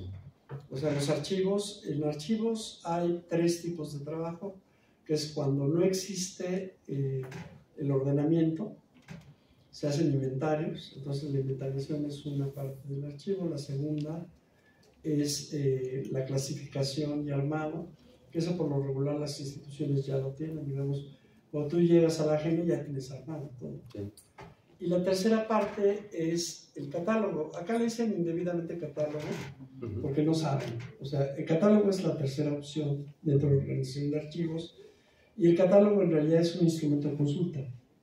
O sea, el que hace un catálogo hace un trabajo que permite o te facilita la entrada. Ahora, dentro de la licenciatura de Historia sí se han hecho catálogos que son muy importantes. Por ejemplo, se hizo un catálogo sobre el Movimiento 68. Está la Dirección Federal de Seguridad y se ha hecho un catálogo sobre lo que se llama 68, se llama motines estudiantiles, por la forma como estaba organizada tanto la Dirección Federal de Seguridad como la Dirección General de Investigaciones Políticas y Sociales. Entonces sí se han hecho trabajos importantes sobre eso. Por ejemplo, dentro de la catalogación está, por ejemplo, toda la clasificación de víctimas, eso merece una catalogación, y a veces no se sabe catalogar. O sea, la catalogación, como decía mi buen, ¿cómo se llama? Amigo Luis de la Peña, ¿no? Requiere muchas veces un conocimiento muy fuerte, no es nada más así clasificar, ¿no? No es listar. No, o sea, simplemente, por ejemplo, los que ya le llaman los nomoclaves, crear los nomoclaves para un catálogo tiene su chiste, que es cómo encuentras la información sobre la base de llamarlos trabajadores, obreros, empleados o asalariados. Tú tienes que unificarlos en una sola nomoclave, porque si no, no lo encuentras 4 categorías diferentes, ¿no? Sobre la formación me llamó mucho la atención, pero no quise meterme mucho sobre eso. A ver, en la ENA, y yo siempre la defenderé, nosotros tenemos una historia del tiempo presente que es diferente a muchas de las otras universidades. Sí. Nosotros tenemos una formación basada en, primero, entender lo que son las sociedades industriales. Segundo, en abordar el problema de la Guerra Fría como hegemonía en la posguerra. Okay. Y la tercera, o sea, digamos, entender lo que son los periodos de crisis y revoluciones. Y finalmente tenemos una materia que se llama coyuntura mundial actual. De repente nos inventan ahí historias del tiempo presente, que suena muy bonito, pero en realidad es una especie como historia inmediata, ¿no? Y esa coyuntura mundial actual, yo te puedo decir que sí tiene toda una formación. Muchos de los que se precipitan a hacer historias de movimientos armados es porque estuvieron ahí en estas. Por ejemplo, en la hegemonía norteamericana, nosotros vemos lo que es el proceso de descolonización. Sí. Y el proceso de descolonización son las guerrillas. O sea, es o la insurgencia en general. Argelia, Vietnam, la guerra de Camboya, la misma revolución china, etcétera, etcétera, etcétera, ¿no? Entonces, en ese sentido, pues sí tenemos una formación, y obviamente, pues, quien le gusta, porque aquí hay desde quien le gusta el movimiento armado hasta quien les gusta las monjas, ¿no? Y los conventos, o sea, y hay de todo, o sea, entonces se van también a eso. Nosotros hicimos un catálogo sobre las tesis que llega hasta 2010, más o menos, y en ese catálogo de tesis, la mayoría de la concentración de las tesis son siglo XX. Son siglo XX. Ahorita hay un boom ¿cómo se llama? De colonias. Pero el boom que tenemos es siglo XX, ¿no? Donde hay, por ejemplo, aquí tenemos la historia de la sección 36 de CENTE, que es la del Estado de México de los años. Tenemos la formación de la sección 9, ¿no? Del Distrito Federal, que es la democratización del Sindicato de Maestros de Primaria. Y como esos hay una enorme cantidad de tesis sobre movimiento obrero, ¿no? Sí. Bien, ¿hacia dónde ir, no? Bueno, yo trabajé la primera clasificación que se refiere a que es muy parecida a la de Jair. Yo la hice en 2001, cuando Verónica Urquión, en ese momento pues estaban en la mesa Piñero, estaba Verónica Urquión y estaba ¿cómo se llama? En paz descanse, Limón. No, Limón, yo ahí conocí a Limón. Ahí conocí a Limón. O sea, ahí conocí a Limón. ¿Cómo se llama? Ricardo Melgar. Y ahí mismo conocí también a Sergio Aguayo. Ahí me presentaron a Sergio Aguayo y pude platicar con él. Bien, digamos, ¿hacia dónde podemos ir todavía? Bueno, nosotros teníamos un proyecto que no cuajó porque los estudiantes no se animan a hacerlo. Y es, por ejemplo, la matematización de la violencia mexicana. O sea, con modelos matemáticos hoy se puede, y tú lo sabes porque ya vi la formación, se puede hacer por medio de modelos epidemiológicos, por incidencias de acciones, todo un modelo que simularía, digamos, lo que son las epidemias hoy. O sea, dónde aparecen y cómo va creciendo la epidemia, eso lo hacen los epidemiólogos, ¿no? Eso se puede hacer para la violencia. O sea, dónde empezaron a aparecer los primeros, ¿cómo se llama? Acciones militares y cómo esas acciones militares han ido creciendo. Ahora, teníamos el modelador, teníamos la forma, pero nadie se anima a generar la captura de eso. Porque digo, yo no puedo hacer yo solo. Ese es un problema. Entonces se requiere básicamente pues, que capturen y a través de programas que ya existen se puede hacer la modelación. Se han hecho en otros países. O sea, cómo fue creciendo el modelo, ¿sí? En términos geográficos, y luego cómo se colapsó. Todo eso nos permite entender pues, la magnitud de la violencia mexicana en esos años, ¿no? Es un modelo, ¿sí? Es un espacio, ¿sí? Es un modelo matemático espacio-temporal en el que tú tienes las fechas de las acciones y al mismo tiempo tienes, por este programa que existe en los municipios, etcétera, etcétera, una especie como de proyección espacio-temporal. De tal manera que tú combinas lo espacio-temporal con lo, ¿cómo se llama? Con las incidencias en el tiempo, ¿sí? O sea, y entonces eso te permite pues hacer las manchas, así, o sea, lo cual implicaría pues, un criterio de... Además de trazar patrones. Así es, ahí se van a trazar patrones. Pero el resultado es visual. El resultado va a ser matemático y visual. Y entonces, eso lo ideamos exactamente cuando presentamos la primera vez el libro, y vino, digamos, un cuate que es del Colegio de la Frontera Norte y me dijo, no, pues yo trabajo esto. Entonces yo le empecé a platicar porque yo además la otra carrera que tengo es antropología física. Y en antropología física yo trabajo poblaciones vivas. Y entonces surgió todo el día, estábamos muy entusiasmados. Convocamos el servicio social y nadie se anotó. Y entonces eso, digamos, lo que generó pues es un cierto desánimo para poder hacer un modelaje. Conozco uno en España que lo hicieron para Tupamaros. O sea, lo hicieron para Tupamaros, ¿no?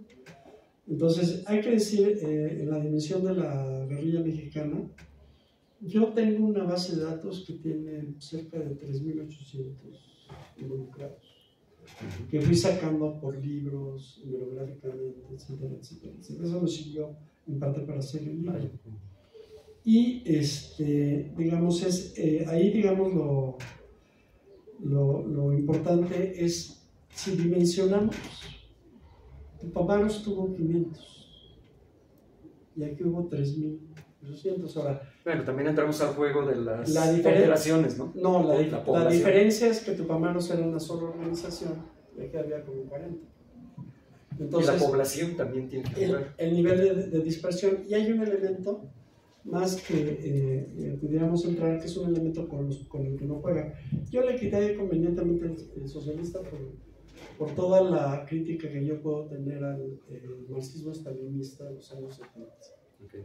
Entonces, para mí, el estalinismo es una visión revisionista del marxismo. Y entonces separo el marxismo del marxismo-leninismo, que es digamos, criterio metodológico mío. Y entonces, bueno, si no fue eso, ¿qué fue exactamente? Los trabajos sobre jóvenes aquí, en el posgrado, dicen que la juventud es un factor. Y entonces, efectivamente, cuando estábamos viendo, pues es un movimiento de jóvenes que iban de los 17 a los 25 años. Los más viejos eran pues el papá del Chano, ¿no? O sea, pero en realidad los demás eran como de 25 hacia abajo. Entonces es un movimiento de jóvenes. Es un movimiento de jóvenes que tiene una enorme concentración en las universidades. ¿Por qué las universidades tienen un estallido de sol? Pues porque lo tuvieron en casa. Y ahí es donde viene este desdoblaje, pudiera explicar a nivel de hipótesis, este desdoblaje entre los jóvenes que hacen ahora tesis y nosotros. ¿Cuál es la diferencia? Ellos no lo vieron, pero nosotros sí. Sí. O sea, nosotros, ¿cómo se llama? Tuvimos el madera, ¿sí? ¿Te lo entregaron de propia mano alguna vez? Aparecieron en los salones, ¿no? Ese era el estilo. Y por otro lado, pues muchos de ellos, o sea, muchos de nosotros, porque la guerrilla tampoco era un asunto totalmente clandestino, sino era permeable. Y entonces muchos de nosotros, yo no sé si me pasa a mí sí me pasa, conocimos gente que estuvo dentro. Y que muchas veces fueron compañeros de nosotros. Cuando no, tuvimos un refilón adentro. O quienes se quedaron precisamente en el límite, ¿no? Exacto. En la disyuntiva de muchísimos. O sea, si tú tienes 3,000, la base social de la guerrilla, multiplícalo por 4. ¿Sí? Que eran los jóvenes universitarios que simpatizaban, pero que no pudieron entrar. O sea, entonces esos... O que decidieron incluso no entrar. No, o sea, que tuvieron la oportunidad. Hubo quien era contrarios. O sea, pero muchos querían entrar y no pudieron entrar porque simplemente era el hilo, es quién, ¿no? Y además era un medio... No era irte a apuntar en el salón. Sí, no, apúntese a la guerrilla, no, pues no había eso, ¿no? Sino más bien era jalar el hilo, es que alguien que estuviera adentro te involucrara, ¿no?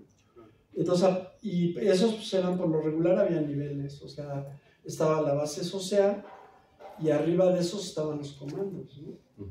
Entonces, sí impactó sobre todo la generación nuestra, la de nosotros sí le impactó, porque los que éramos inquietos y estábamos dentro de la izquierda, yo también pondré entre comillas a la izquierda, porque todos terminaron en el gobierno.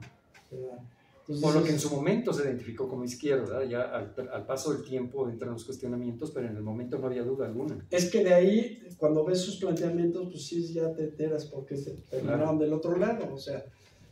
Y ¿cómo se llama? Finalmente quiero, ya para no cansarlos también, establecer una cosa que sí me preocupa mucho, y es que está habiendo una narrativa del sistema.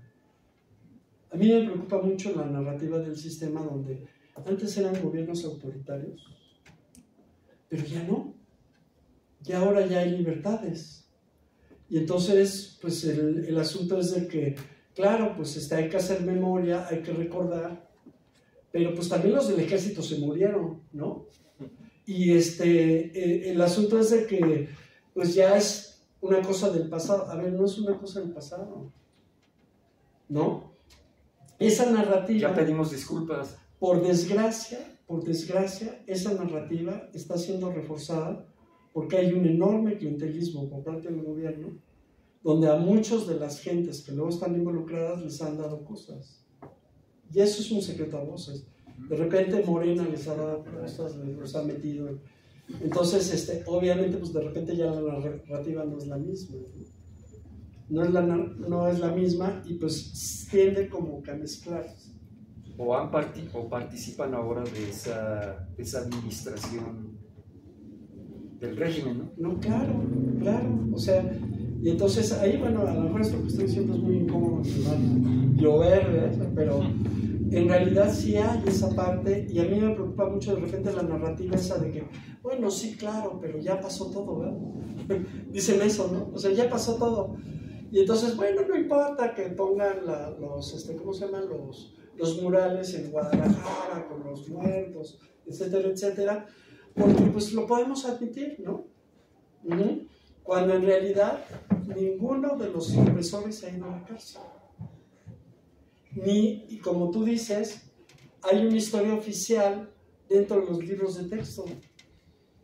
Entonces, ¿verdad? Justicia y reparación. Reparación no ha habido. La justicia tampoco.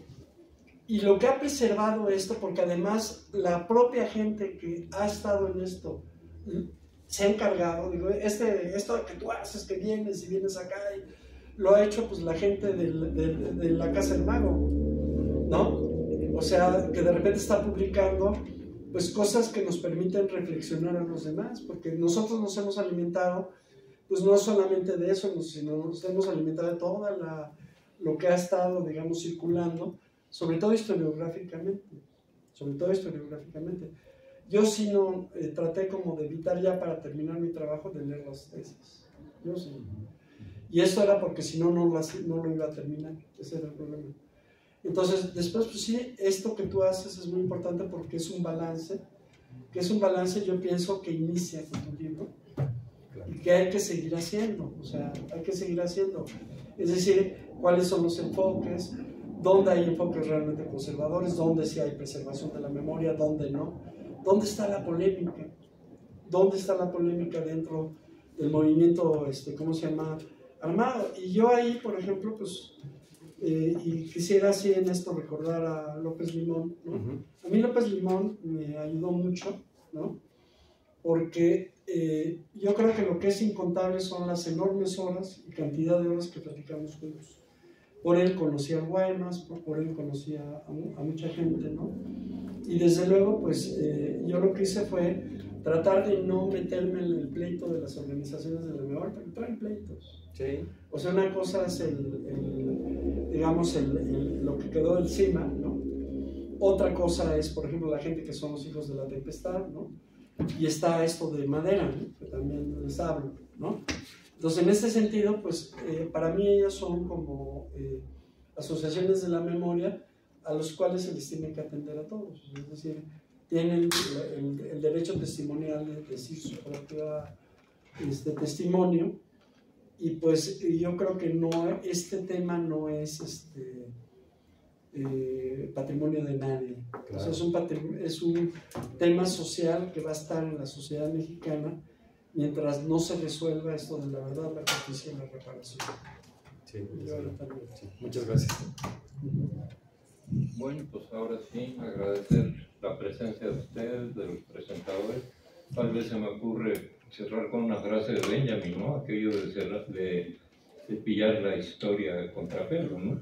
Algo así, a este trabajo que rescata todos esa memoria, como se dice, pero también la vuelve presente, pues, claro. En el sentido ahorita que hablaba Arturo, que pues para muy lejos el caso de Ayotzinapa, ¿no? Se habla de una guerra sucia de hace no sé cuántos años, cuando apenas estamos saliendo de un problema. 10 años. Cuando no hemos salido. No hemos salido, mejor dicho, no hemos salido. Y ya son 10 años. ¿Sí? Y sí. Bueno, pues muchas gracias a todos ustedes y un abrazo para la mesa aquí. Muy amable. Gracias.